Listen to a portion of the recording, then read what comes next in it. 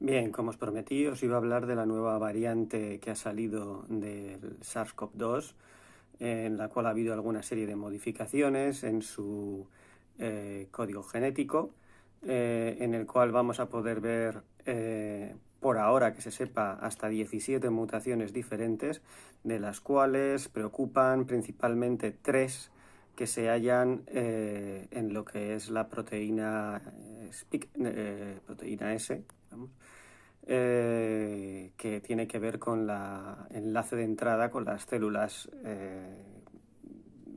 diana que buscan, ¿no?, para dejar su material genético dentro. Vamos a ver un poquito de esto en el vídeo siguiente.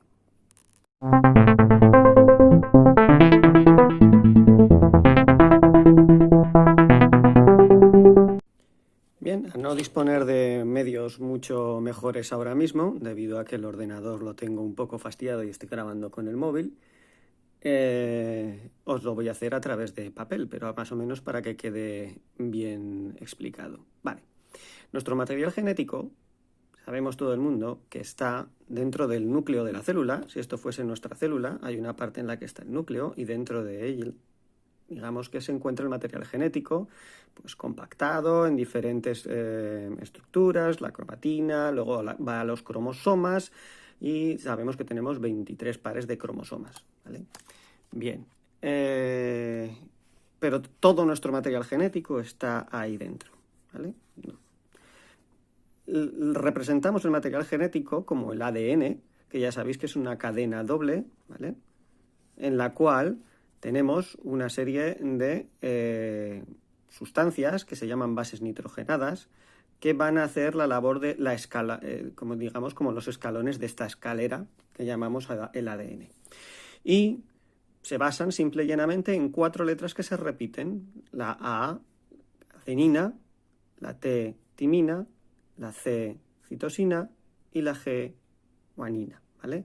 Estas 4 letras se van a ir repitiendo a lo largo de una de las cadenas del ADN y delante de ella la otra cadena opuesta tendrá su complementaria. Es decir, la adenina tiene que tener siempre como complementaria la timina. Es decir, si este trozo de cadena tendría aquí una A, esta otra cadena tendría que tener aquí una T.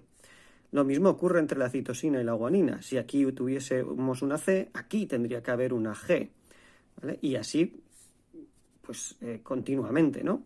Todo lo que yo lea aquí, pues se irá siendo complementario con la letra opuesta en este otro lado. Y así tenemos la doble hélice de ADN. Vale. Dentro de lo que es el dogma de la biología, existen 3 pasos fundamentales, 3 procesos, entre los cuales tiene lugar los procesos genéticos. Uno de ellos es la replicación. ¿En qué consiste la replicación? Bueno, pues consiste en la apertura de esta doble hélice de ADN y a través de una serie de moléculas, en este caso enzimas, lo que se hace es hacer una copia en uno de los lados y otra copia en otro de los lados, ambas de diferente manera. Esto ya entraría de otra manera, bueno, en otro vídeo para poder explicarlo, pero una se hace de manera continua y la otra se hace a trozos. Pero al fin y al cabo lo que haríamos es replicar justo, pues la cadena que se va a formar aquí será una réplica de esta y la cadena que se va a formar aquí será una réplica de esta otra. De tal manera que al final tendríamos 2 cadenas de ADN. Esto nos sirve, el proceso de replicación, para copiar nuestro material genético, el de todos los cromosomas que tenemos en el núcleo, ¿vale? Y así luego poder dividir la célula y tener 2 células con el mismo material genético, ¿vale? Este es el proceso de replicación y este ocurre en nuestro cuerpo. Vale. Hay otro proceso que tiene que ver con el proceso de transcripción. ¿Qué significa transcripción? Significa transcribir el lenguaje que tenemos aquí a otro diferente. Vale. ¿Cuál es el lenguaje que vamos a transcribir? Bueno, pues es el del ARN. Vamos a pasar el ADN a ARN. ¿Qué es lo que se hace en este proceso? Bueno, pues se abre la doble hélice, digamos que se abre esta hélice de nuevo, pero en vez de tener lugar una copia exacta, lo que se hace es una copia parcial, cambiando el lenguaje, ¿vale?, en el cual viene expresado el ARN, que cambian las bases frente a las que se tienen que encontrar. En este caso hay una base que es diferente. Se elimina la timina y aparecen los uracilos, ¿vale? De tal manera que a partir de esta parte, por ejemplo, de esta cadena del ADN, de una de las cadenas, se empieza a copiar, a hacer una copia a ARN mensajero. Pero, en este caso, si se enfrenta a una A, no aparecerá una T, como aparecía aquí, aparecerá una U, porque será su complementaria. Cuando aparezca una T, aparecerá una A, porque es su complementaria como estaba aquí, ¿vale? Pero siempre el ARN tendrá que tener estas 4 letras. La A, que vendrá si enfrente en el ADN tenía una T, la U, que vendrá enfrente si en el ADN tenía una T, o sea, una A, porque ya no puede haber una T en este trozo de material genético, y lo mismo pasa con la C y la G, exactamente que pasaba antiguamente, ¿no? La citosina y la guanina. Bien, pues aquí, de esta manera, el ARN mensajero es el verdadero código genético que nosotros necesitamos, transcribimos, ¿vale? Para poder llevar información al resto de la célula, ¿vale? Esto digamos que es como encriptado, aquí lo tenemos semi-desencriptado y al final lo que vamos a hacer es desencriptarlo del todo. Vamos a ver lo que se hace después de que tenemos este material genético, ARN mensajero. Vale, este ARN mensajero que se forma en el núcleo, ¿vale? Este proceso tiene también lugar en el núcleo y solamente en los seres humanos tiene lugar en esta dirección, es decir, solamente existe la transcripción de ADN a ARN. Sin embargo, cierto es que existe la transcripción inversa, pero solamente se da a través de teniendo unas moléculas que se llaman transcriptasas inversas y que nuestro cuerpo humano no las tiene, pero hay determinados virus que sí las tienen, ¿vale? Por ejemplo, el virus del VIH y algún otro retrovirus lo puede llegar a tener. Ese es uno de los problemas en cuanto a que un ARN de fuera pueda meterse dentro de nuestro código genético. Solamente puede ocurrir si tuviésemos transcriptasas inversas y nosotros en nuestro cuerpo no tenemos. Aunque hay organismos que sí las tienen y nos pueden infectar, ¿vale? Por ejemplo, el VIH, ¿vale? Bien, bueno, las vacunas están basadas en esto, luego lo veremos más, las nuevas que estamos hablando de Pfizer y otras tantas, ¿vale? En una cadena de ARN que tiene el propio virus. Bien, por ahora seguimos con nuestra célula. Hemos transcrito la parte del ADN que estaba en el núcleo a ARN mensajero y ahora lo que va a hacer este ARN mensajero es transportar esa información fuera del núcleo.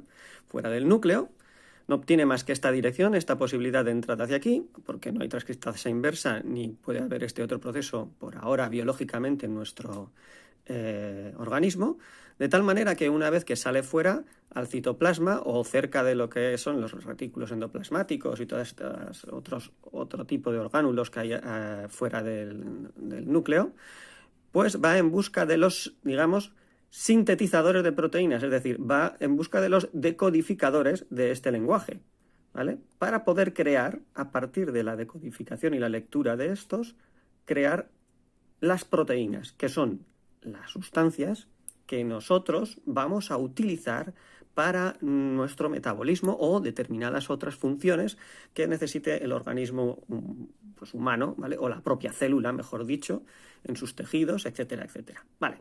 Entonces, vamos a ver.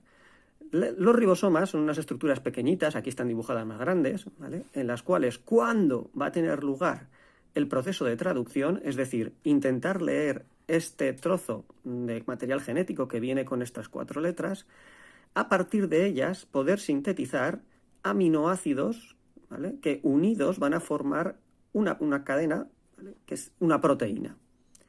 Esa proteína lleva la información de los genes, ¿vale? La información genética que queremos que desarrolle una determinada función. Bien, vamos a ver. Imaginemos que nuestro ARN mensajero entra por aquí. Los ribosomas tienen una parte superior y una parte inferior, ¿vale? Es como si fuese la cadena de montaje. Entran por aquí para intentar leer. Bien, ¿qué es lo que ocurre exactamente en ese proceso? Bien, pues ocurre esto otro que he sacado de una fotocopia. Como veis ahí aparece Stock Gene Images, ¿vale? Y esto es lo único pues, ¿de dónde la he sacado? Bien, el proceso es el siguiente. En este caso, imaginemos que la ARN va en este sentido. Viene desde aquí y va yendo hacia allí, ¿vale? Es decir, de izquierda a derecha. ¿Qué es lo que está teniendo lugar? Bueno, pues aquí va nuestra cadena de ARN con las diferentes bases que tiene la ARN. En este caso, pues por ejemplo, una U, una A, otra A, etcétera, etcétera. Y luego puede ir habiendo distintas. Bien, yo he puesto aquí unos nombres, aunque no coincidan, cada una de estas tendrían que ser distintos y distintos nombres. Pero bueno, lo pongo simplemente para ejemplificar. Bien.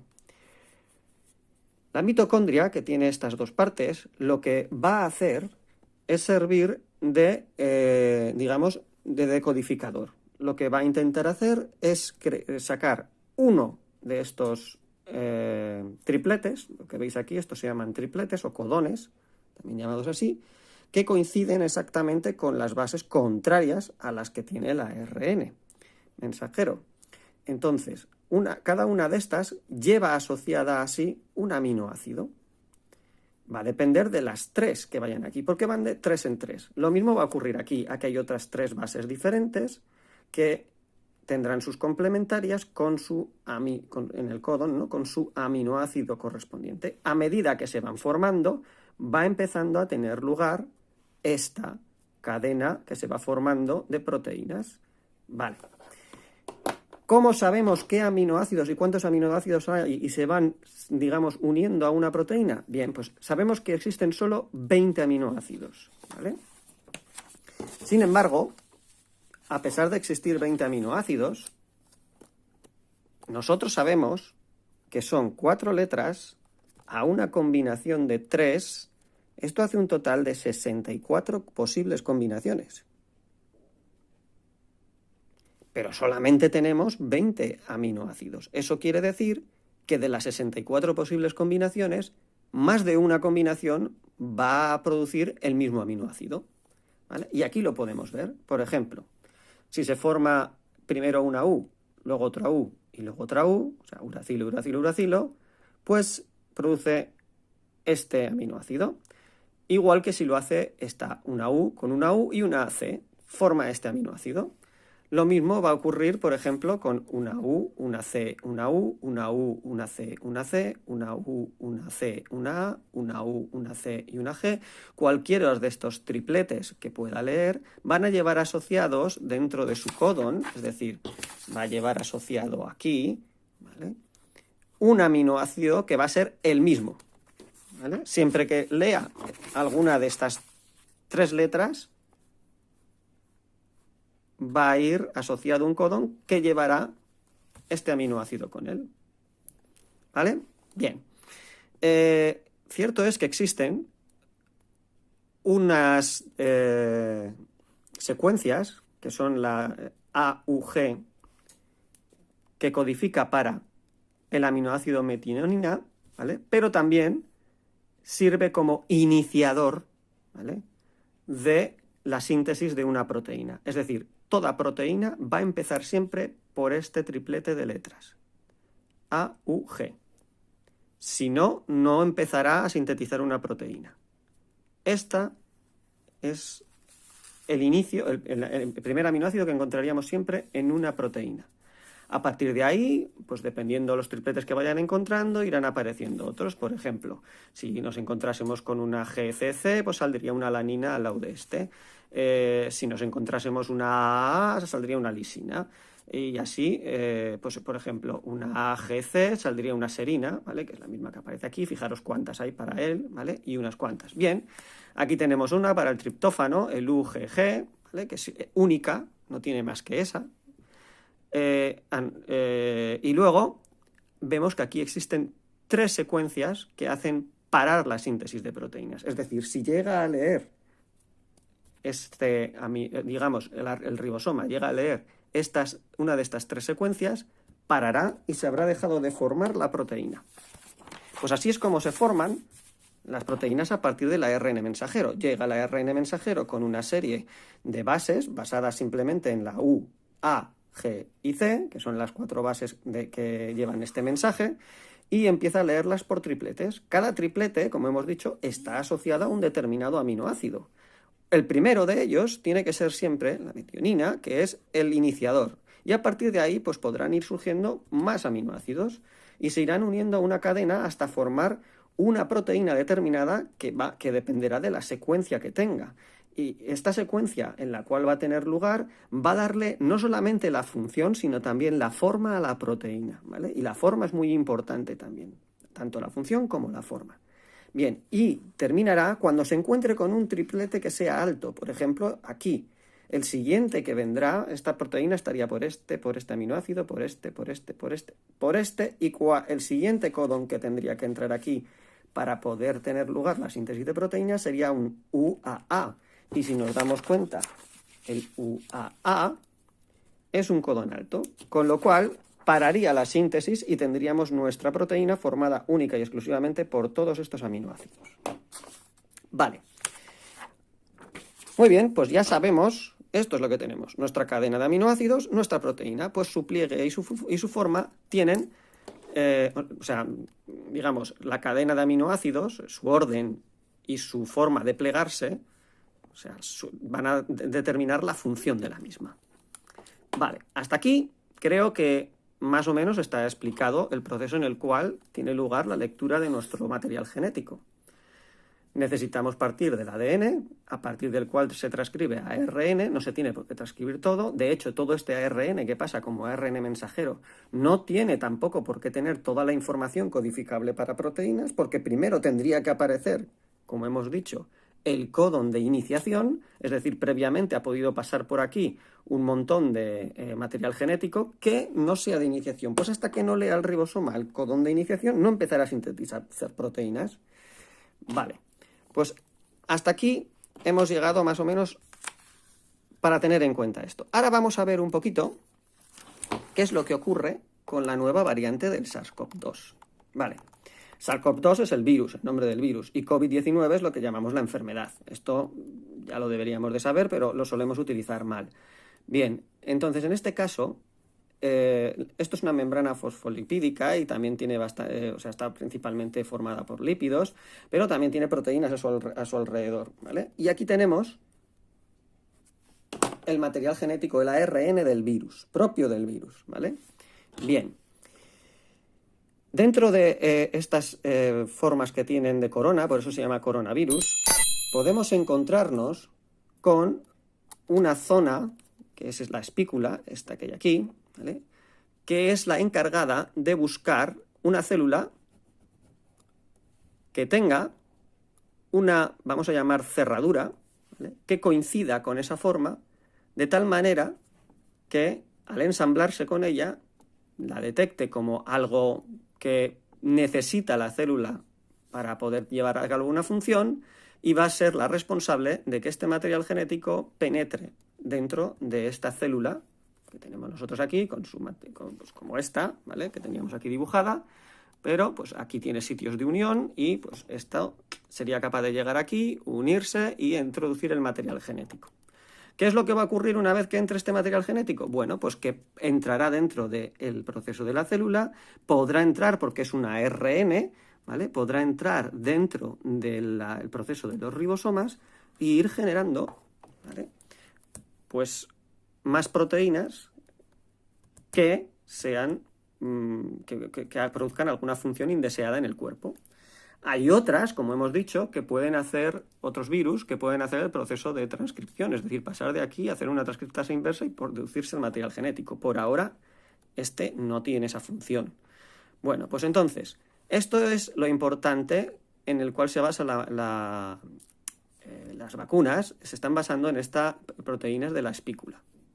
Bien, vamos a ver las variantes que teníamos hasta ahora. Bien, ha surgido una nueva variante que es la que nos está preocupando y la que está saliendo en todas las noticias. Esta variante es la VUI, ¿vale? Que significa, VUI 2020-12-01. ¿Qué significa esto? Bueno, pues que es una variante bajo investigación, en inglés, ¿no? Y que pasó en el 2020-12, ¿vale? O sea, en diciembre de 2020, y es la primera variante bajo investigación en este mes que preocupa, ¿vale? Está dentro de las que preocupan, ¿vale? Pero, en realidad, aunque pone que sea del 12, cuando está bajo investigación, se cree y se ha identificado que desde septiembre es posible que esté por ahí caminando. Pero, ¿esta es la primera variante que ha tenido lugar en el coronavirus? No, ha habido bastantes variantes. De hecho, la primera, más o menos de la que se oyó hablar, fue una variante que tuvo lugar en marzo, que era la llamada D614G. Pero posteriormente hubo otra en junio, que se llegó a decir incluso que podría tener su origen aquí en España, ¿vale? Y es la 20AEU1, ¿vale? Bien, estas tenían pequeñas modificaciones dentro de lo que era, o sea, pequeñas mutaciones o modificaciones dentro de lo que era el material genético o la parte de las proteínas que tenían lugar, en este caso, en la espícula, ¿vale? Podría haber modificaciones en alguno de estos sitios. Bien, ¿por qué preocupa esta nueva variante? Porque de repente no ha tenido una o dos modificaciones, no. Se han encontrado con que esta variante tiene 17 mutaciones diferentes. ¿Qué es una mutación? Es un cambio en el, digamos, en el material genético que al replicarse no produce la proteína que tenía que producir aquí. Es decir, vamos al proceso de los ribosomas de nuevo. Imaginemos que aquí, en el material genético, a la hora de leerlo, tendría que haber tenido una UCC, una serina, y se equivoca y pone una U, imaginemos, GC. Vamos a ver si la UGC, que la vamos a encontrar por aquí, sería una UGC. En este caso, no haría que fuese la misma proteína. O sea, perdón, el mismo aminoácido. Tendríamos un aminoácido diferente, sería la cisteína, que está ahí, en vez de la serina, ¿vale? Tendríamos ese en vez de este. Con lo cual, la proteína ya cambiaría, ¿vale? Y ese cambio puede producir un cambio en la función de la proteína, un cambio en la forma, ¿vale? Y con lo cual puede modificar sustancialmente a la función que iba a desarrollar. Puede ser beneficiosa o no. Una mutación siempre puede ser en favor o en contra de lo que tiene lugar. Obviamente, las que son favorables, pues benefician al individuo y suelen ser las que suelen, digamos, perdurar en el tiempo. Vamos a ver que puede haber un cambio. Imaginemos este UCC, ¿vale? Imaginemos que hay una mutación y ese UCC, en este caso, UCC, pues simplemente cambia el último C por otra U y en ese o por una G. En ese caso, estaría esta modificación, esta mutación, este pequeño cambio que ha tenido lugar, cambiar esta última C por cualquiera de las otras 4 letras, no produce una modificación que sea destacable. Esa es una mutación que no preocupa. ¿Por qué? Porque sintetiza el mismo tipo de aminoácido, ¿vale? O sea, aunque esta C fuese una G, fuese una A o fuese una U, el aminoácido sería el mismo. Por eso hay más de más de una secuencia para los aminoácidos, y es bueno, ¿vale? Sin embargo, ver que el triptófano no tiene más que una sola secuencia. Ahí sería un problema, ¿no? Bien, bueno, pues vamos viendo esto. De todas formas, existen también mecanismos por los cuales nuestro organismo puede arreglar una mutación, ¿vale? Pero otras veces no. Bien, pues tenemos esta causa. Esa es una de las posibles mutaciones. Un cambio de un aminoácido por otro, al haber tenido lugar esto. Otro cambio que puede tener es una delección. ¿Qué es una delección? Esto sería lo que hemos explicado antes, es esto. De las 17 mutaciones hay 14 que lo que hacen es un cambio de aminoácidos por una modificación en alguna de las letras, ¿vale? Y luego hay 3 delecciones. ¿Qué son las delecciones? Bueno, pues es la desaparición de alguna de las letras. Imaginemos que por aquí y por aquí estas 2 bases desaparecen, con lo cual va a modificar toda la secuencia que viene a continuación. Puede haber una delección de 3 que correspondan a un aminoácido y que desaparezca el aminoácido, con lo cual ya tampoco será la misma proteína, ¿vale? Bien. Pues de las 17 mutaciones que, al menos por ahora que se sepa, tiene esta variante, 14 son cambios de aminoácidos, 3 son delecciones. Vale, ¿cuántas preocupan? Pues importantes hay 8.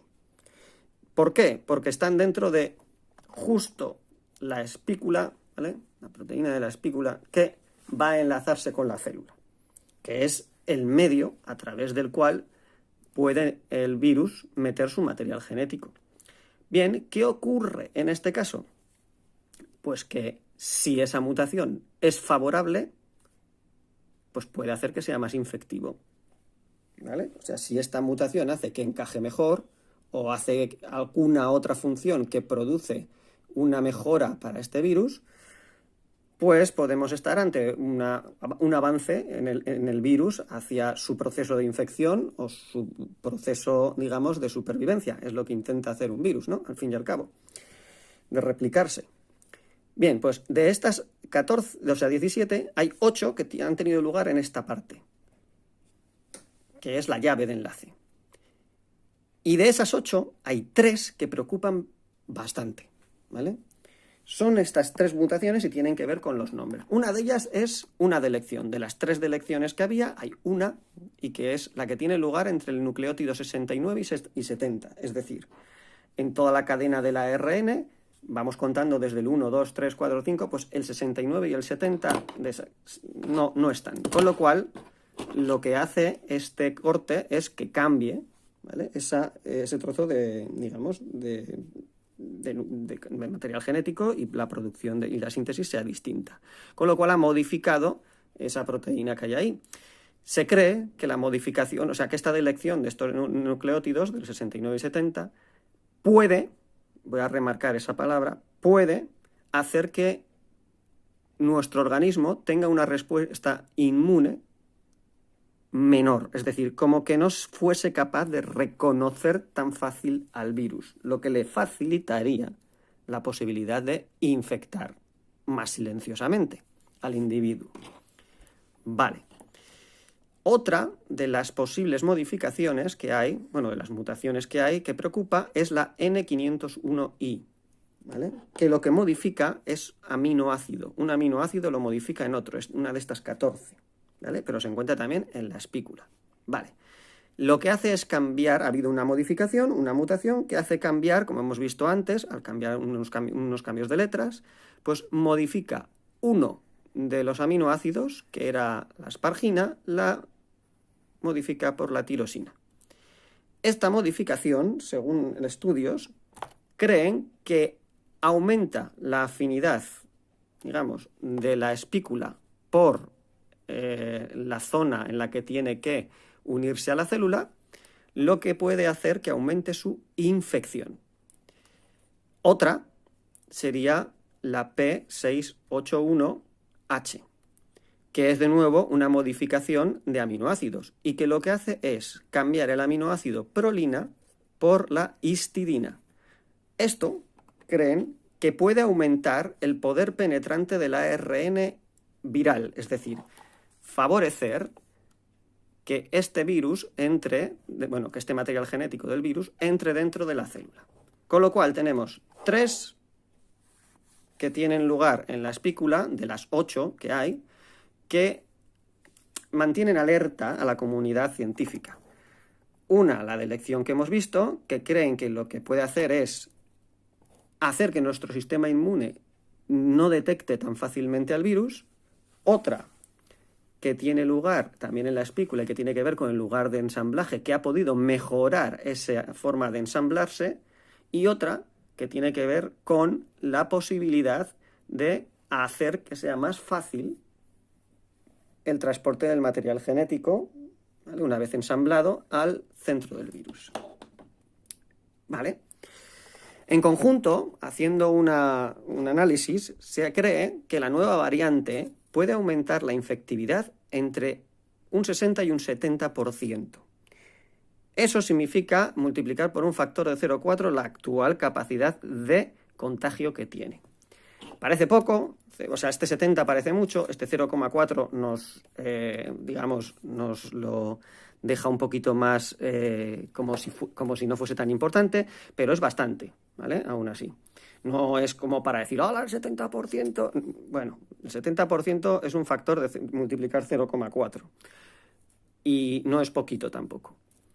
Lo que sí que es cierto es que, aunque sea más infectivo, no se está viendo, al menos por ahora, que pueda causar mayor letalidad. Es decir, que se pueda infectar más fácil o que pueda, digamos, el virus aumentar su replicación dentro del, digamos, de la célula, no está dando, al menos, sensación de que su comportamiento vaya a ser diferente o más letal. Sí que es cierto que se está investigando, como dicen ahora, si puede afectar a poblaciones más pequeñas, a poblaciones con edades más pequeñas, debido a esta posible silenciosidad o a esta posible respuesta inmune afectada, etcétera, etcétera. Bueno, pues esto es más o menos lo que os quería comentar sobre este tema. El tema de cómo tienen que ver las nuevas variantes, cómo tiene lugar el proceso los procesos celulares, en el cual se incluye el material genético, y simplemente deciros que la vacuna que nosotros nos están inyectando que están inyectando a algunos, ¿no?, de Pfizer hoy en día, se basa en este ARN que contiene el virus, parte del ARN de la espícula que hay por aquí, ¿vale?, o de aquí. Y lo que intentan hacer, es parte del ARN viral que tiene que ver con la secuenciación de esta para que lo detecte, ¿vale? Y así se lo cargue. Bien, esto es ARN. ¿Qué ocurre con el ARN? Bueno, pues si fuese capaz de introducirse dentro de la célula del citoplasma, podría reproducirse dentro de digamos, de aquí, del ribosoma, y hacer proteína, la proteína que tiene la espícula en este caso. ¿Vale? Muy bien, se ha creado ese ARN para sintetizar esta proteína de aquí. Vale, la sintetiza. ¿Qué va a ocurrir cuando sintetice esta proteína? Pues que como no es una proteína del cuerpo humano, nuestro cuerpo va a mandar, lo va a considerar un cuerpo extraño y va a mandar, digamos, un ejército de anticuerpos para intentar cargarse a esa proteína. De tal manera que cuando nosotros nos expongamos al virus que tiene esa proteína, pues va a ser capaz de detectarlo tempranamente e intentar atacarle antes de que pueda enlazarse con las células. En esto se basa la vacuna que tenemos de ARN. Bien, existe el miedo de que pueda pasar el ARN al interior del núcleo y hacer el proceso de la transcriptasa inversa, es decir, transcribir esta ARN a ADN. Vale, ya hemos dicho que en el cuerpo humano esto no existe porque necesitamos una transcriptasa inversa, ¿vale? Y no la tenemos. Queda una duda, y es que si a las personas que han sido contagiadas con algún virus que sí que tiene esa propiedad de tener la transcriptasa inversa y poder modificar este ADN, pudiese ser funcional en ese caso y hacer que este ARN que metemos vaya hacia adentro. No hay demostración alguna por ahora de que exista esa posibilidad. Pero bueno, pues es una cosa que queda ahí y que el tiempo lo dirá. A día de hoy yo lo tendría en cuenta. Habría que preguntárselo a gente mucho más con más conocimiento del tema, si lo vería como una probabilidad a largo plazo. Y bueno, yo creo que seguramente esté en estudio. Y bueno, esto es más o menos todo. Y nada, pues recomendar que en principio no hay que tenerle miedo a este ARN mensajero que se nos está poniendo, igual que tampoco hay que tener miedo a que no funcione la vacuna que nos han estado metiendo, este ARN que tiene que ver para sintetizar parte de esta proteína de la espícula, porque dicen que la parte correspondiente al ARN mensajero que nos han metido no se ve afectado en exceso por estas mutaciones, con lo cual creen que la propia vacuna va a ser capaz de, no ha variado excesivamente a pesar de todas estas mutaciones, y tener 8 mutaciones dentro de una espícula entera, que habría un montón de bases nucleadas ahí, ¿vale? No son suficientes como para, digamos, desterrar la vacuna. Y nada, esto es todo lo que os quería contar. Espero que os haya solucionado alguna duda y en próximos vídeos, si queréis, pues hablamos más de este tema. Si os ha gustado, hacérmelo saber. Chao.